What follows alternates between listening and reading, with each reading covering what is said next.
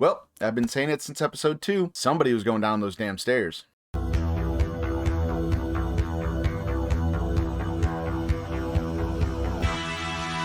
Welcome to the Dave Cave. Today we are talking episode 6 of the Chucky TV series titled Cape Queer. And this week's episode caught me really off guard right off the bat because I was under the impression maybe, just maybe, we were going to get a format for how each episode was going to start.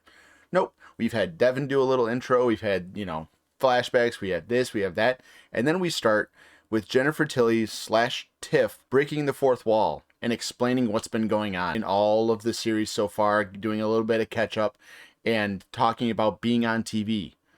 Very weird, but also at the same time, its own little Easter egg because technically by having Seed of Chucky, this now exists in our reality, not Chucky's reality, but also in Chucky's reality. Huh? It gets really fucky when you really start thinking about all of it, and really when you think about anything having to do with how Chucky comes to be. But I'm interested to know what they're going to do with that, if they're going to do anything with that. It might be an absolute one-off, but I thought it was very interesting to have her acknowledge the fact that ever since Seed of Chucky, really they've existed in our timeline, not the original 4 prior, but also existing in the original 4 prior because Andy Barclay exists. Oh no, I've gone cross-eyed. And keeping with the momentum from episode 5, and I really think that this is how the rest of the season's going to go, is they're just going full throttle. They're not really wasting any time getting to this final confrontation. Everything is building towards this. They're wrapping up storylines, which we'll talk about in a second, and they're just finishing everything up. Granted, yes, we got an introduction of Kyle and Andy. We knew they were coming. We got the call from Andy earlier in the season. We knew this was coming, but it's not really an introduction because we know these characters. I like that we're getting to a final thing and they're not going to get anything too crazy, I think, before the finale. Now, on the whole, I like this episode a lot.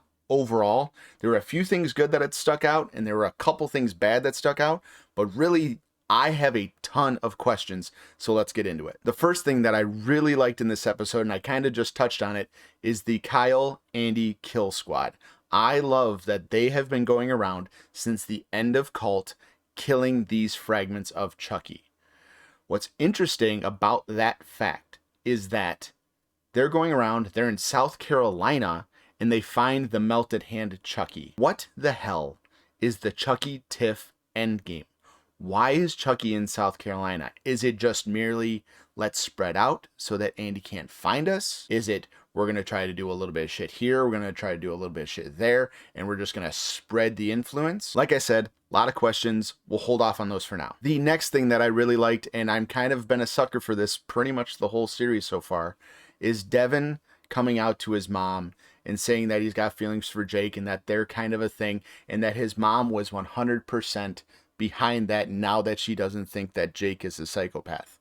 I enjoyed that a lot. But the next thing that I really liked about this episode is an absolute inverse of that, and that is the kills. Holy shit. You are going to have this huge moment of empowerment with Bree that I am going to own this. I am not going to let cancer tell me how I'm going to live my life, and then you see Chucky behind the mail cart. And the moment you see Chucky behind the mail cart, my jaw literally dropped, and I just sat there just the rest of the scene because I'm like, holy shit, they're gonna kill her and she's gonna land on the car that Junior is sitting in. Holy shit.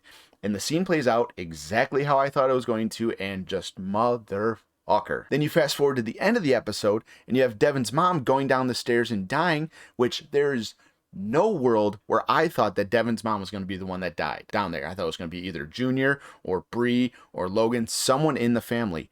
Nope. They kill her, kill both the moms, and just this episode didn't give a shit. But something I thought was so interesting about both of these kills on the moms is that both kills are preceded almost immediately or pretty immediately by scenes where there's bonding between the mother and the son. I'm sure that's intentional. Very few things seem like they're done on accident in this show, but I thought it was very interesting that they have this nice moment, They bond with their son, and then they're fucking dead. And I know we got a glimpse of that for the next episode where Jake says, they're killing our parents. Why are they killing our parents? What are they trying to do? But dude, major dick move. And I know you can hear me from 3 episodes ago when I had my kill list is, okay, the detective has to go, Bree has to go, yada, yada, yada. I'm changing my tune. Less and less people do I want to see die in this season. But there are still some, and I really hope we get a splatterfest. Now, for the couple things that I didn't like in this week's episode, they're a little bit nitpicky, but also one of them really takes me out of it. The first one is when Tiff ties NICA to the chair in the house. Why did she tie up her legs? Why? I understand if it goes back to being Chucky, he'll be able to move, which that is a whole question we're going to get to in a minute. But like, NICA can't move from the waist down. They established that many times over, stabbed her in the thigh in this episode to show that, yeah, NICA was in control, not Chucky. Why do you tie her legs down? Again, little thing, but it bothered me. The second thing was that in this episode, much more than last episode, it's so very apparent, at least to me, that Fiona Dourif is playing young Chucky with young Tiff. Now, that's not to say that it's a necessarily bad thing, but by having her do that, especially in the daylight, that's kind of taking me out when I see that happening. And I don't know if it's that knowing that it's her and seeing the dub over, like that, all of that not really meshing well in my head. The Tiff stuff doesn't bother me, which is interesting. But having Jennifer Tilly's voice over the actress who's playing young Tiff doesn't bother me at all. But seeing Fiona Dourif play young Chucky, I don't know, it's taking me out of it. Oh, and on a side note of that, I've been meaning to say this for the last couple episodes, but I think it's very interesting that by becoming NICA, Chucky himself has now become gender fluid, like Glenn and Glenda. Food for thought. And yes, we're going to talk about Glenn/Glenda in my final thoughts. Hold on for that. And now, I got questions. First, and I talked about it a second ago, are we ever going to learn why NICA can walk when she's Chucky, but can't walk when she's NICA? Spinal damage is spinal damage. The body functions how the body functions. I feel like maybe they addressed this at one point in the series, but I couldn't find it on my rewatches. Am I going fucking crazy? Please somebody help me. My next question is, in seeing Chucky looking through the voodoo book in the flashback, I'm wondering, are we going to meet John Dr. Death Bishop? Are we going to see Chucky get that training? Is that going to be a season 2 thing? Don't know. I can't wait to see him. I think that could be some really fun television. My next question addresses the Andy kill squad. And that is, we know they're going around and they're killing all these Chuckies, right? And he thinks the last shred is in NICA. But we know there's NICA, and then there's the Chucky that's with Jake. That leads to the idea that there are more. That since Cult, in the last 2 weeks between this show and Cult, he split his soul even more. What is that going to lead to? Potentially, with this idea, with him horcruxing himself, we could have Chuckies forever. And for my last question, this is my question that I want answered in the comments below. What do you think the end game is now?